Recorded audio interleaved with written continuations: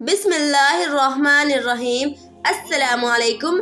यूँ तो जिन्नात कई तरह के होते हैं, लेकिन इनमें से एक किस्म ऐसी भी होती है जो इंसान के जिस्म पर काबिज हो जाती है, यानी कब्जा कर लेते हैं, जिनको हमारे मुआशरे में आशिक जिन कहा जाता है। ये जिन्नात जादू से भी हावी होते हैं या खुद भी इंसानों पर हावी हो जाते हैं। इसमें 90% शिकार औरतें ही होती हैं। आजकल ऐसी बातें बहुत ज्यादा ही सुनने को आती है कि जिन औरतों और मर्दों पर आशिक हो जाते हैं, तो कभी जिन्नात औरतों पर आशिक हो जाते हैं, और फिर वो सब होता है जो इंसान इश्क और मोहब्बत में करता है। याद रखिए, जिन्नातों में भी मर्द, औरत, बच्चे और बूढ़े होते हैं, जैसे कि हम इंसानों में होते हैं। कुछ निशानियां ऐसी भी होती हैं जिनके सामने आने पर इंसान समझता है कि इसमें जिन्नात का असर है, लेकिन जरूरी नहीं कि इन निशानियों से ये पता चले कि इसमें जिन्नात का ही असर होगा, बल्कि कई बार मानसिक बीमारी की वजह से भी हो सकता है। लेकिन इस बात से भी इनकार नहीं किया जा सकता कि जिन्नात मौजूद नहीं होते, क्योंकि जिन्नात का वजूद कुरान पाक में ही साबित है। आज की इस वीडियो में हम आपको जिन्नात और इंसान के शादी के हवाले से सारी बातें डिटेल में बताएंगे, और जिन्नात के हवाले से दिलचस्प और सच्ची बात भी बताएंगे। इसलिए आप इस वीडियो को दिलचस्पी के साथ आखिर तक जरूर देखें। ये बातें ज्यादातर फैली हुई है कि औरतों पर जिन्नात के असरात ज्यादा होते हैं। इसकी सबसे बड़ी वजह ये बताई जाती है कि औरतें कमजोर आदत की मालिक होती है, कम पढ़ी लिखी और कम अकल रहने की वजह से, और तो सुनी सुनाई बातों पर बहुत ज्यादा ही यकीन कर लेती है और कई तरह की बातों को अपने दिमाग पर बिठा लेती है। मर्दों के मुकाबले में औरतों में वहाँ परस्ती ज्यादा पाई जाती है, और एक वजह ये भी होती है कि औरतें मर्दों के मुकाबले में थोड़ी कमजोर दिल की होती है। बताया जाता है कि ऐसी औरत जो अपने बालों की हिफाजत नहीं करती और पर्दा नहीं करती, ऐसे औरतों को जिन्नात ज्यादा तंग करते हैं। यूँ तो जिन्नात कई किस्म के होते हैं, लेकिन इनमें एक किस्म ऐसी भी होती है जो किसी इंसान के जिस्म पर काबिज हो जाती है, यानी कब्जा कर लेती है।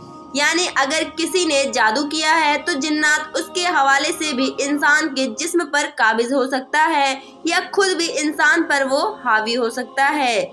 इसमें ज्यादातर शिकार औरतें ही होती है। इसकी सबसे बड़ी वजह यह है कि नमाजों की पाबंदी ना करना, बेपर्दगी में रहना, गाने सुनना, दुआओं का एहतमाम ना कर और छत पे खुले बाल करके घूमना। इन वजहों से जिन्नात खुद हावी हो जाते हैं। इसके अलावा जब ये जादू से भी हावी हो जाते हैं, यानी किसी जादूगर ने आप पर जिन्नात छोड़ा है, उसका मकसद आपकी शादी में रुकावट डालना है।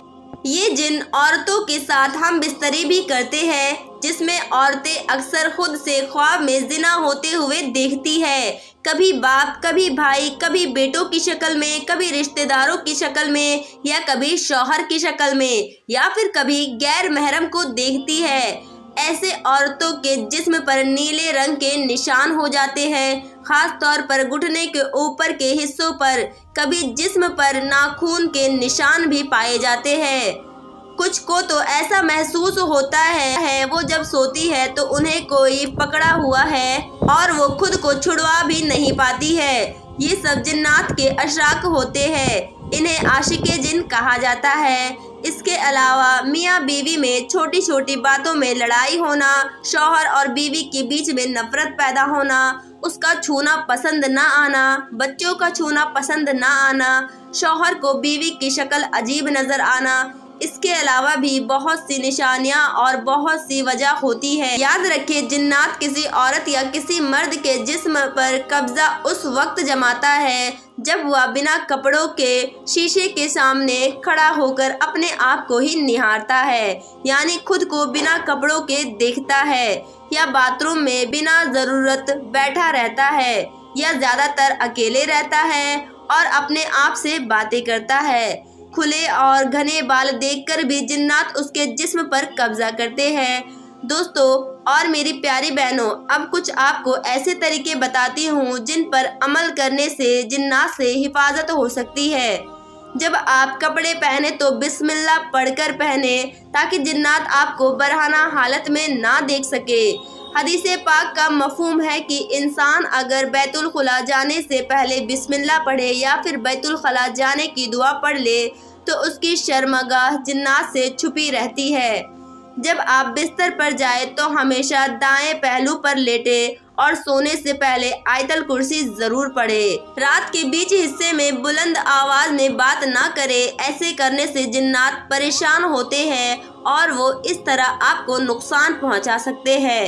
کوئی چیز پھینکنے سے پہلے یا کوئی اونچی جگہ سے چھلانگ لگانے سے پہلے اللہ کا نام ضرور لے۔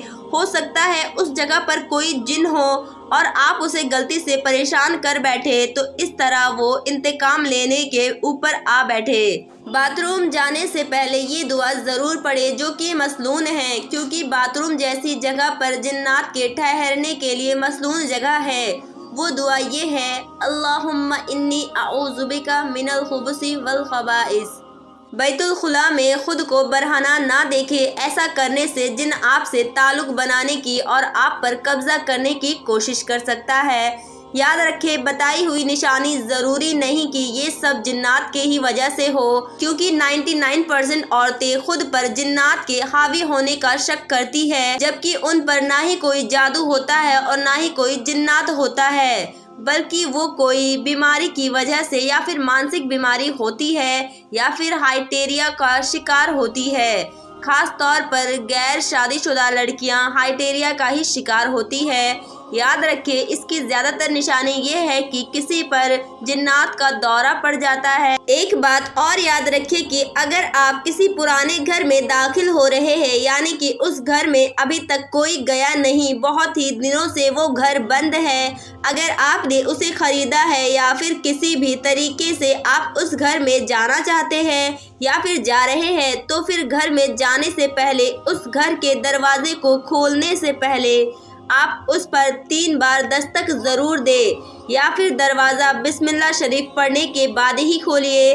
دائیں پیر اس گھر میں رکھیے تاکہ ہو سکتا ہے کہ اس گھر میں جناتوں نے قبضہ کر لیا ہو یا جناتوں کے بچے وہاں ہو سکتے ہیں۔ ایسا نہیں کہ آپ سیدھا ہی اندر چلے جائیں اور آپ کی وجہ سے انہیں تکلیف ہو جائے، پھر وہ آپ سے انتقام لینے کی کوشش کرے۔ اس لیے آپ ان باتوں کا خاص خیال ضرور رکھیں۔ آپ کو بتا دیں کہ جنات بھی شادی کرتے ہیں، جیسا کہ میں نے پہلے بھی بتایا تھا، ان میں مرد، عورت، بچے اور بوڑھے سب ہوتے ہیں۔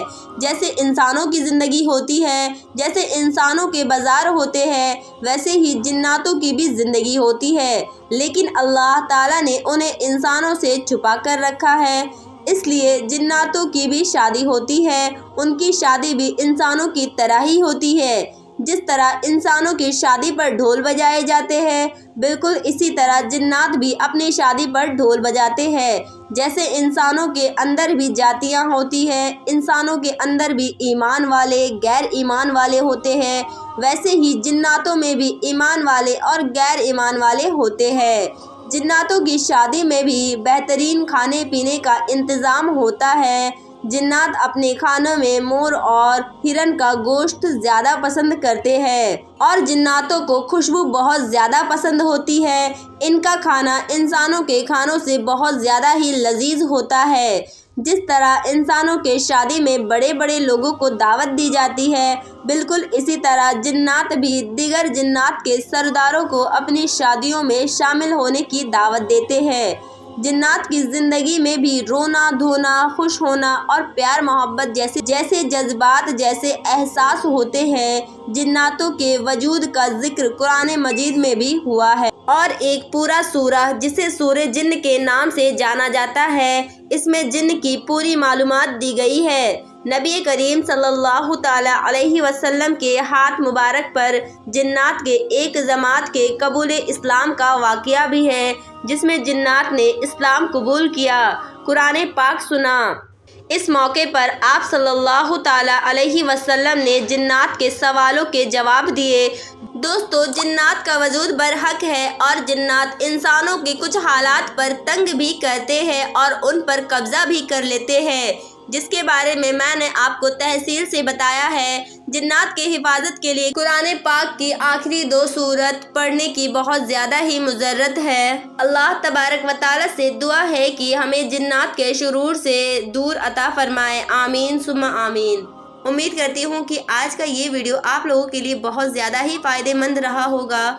इसे आप अपने दोस्तों तक भी ज़रूर शेयर करें और इसी तरह की वीडियोस और इस्लामिक वाक़या को देखने के लिए हमारे चैनल को सब्सक्राइब करें।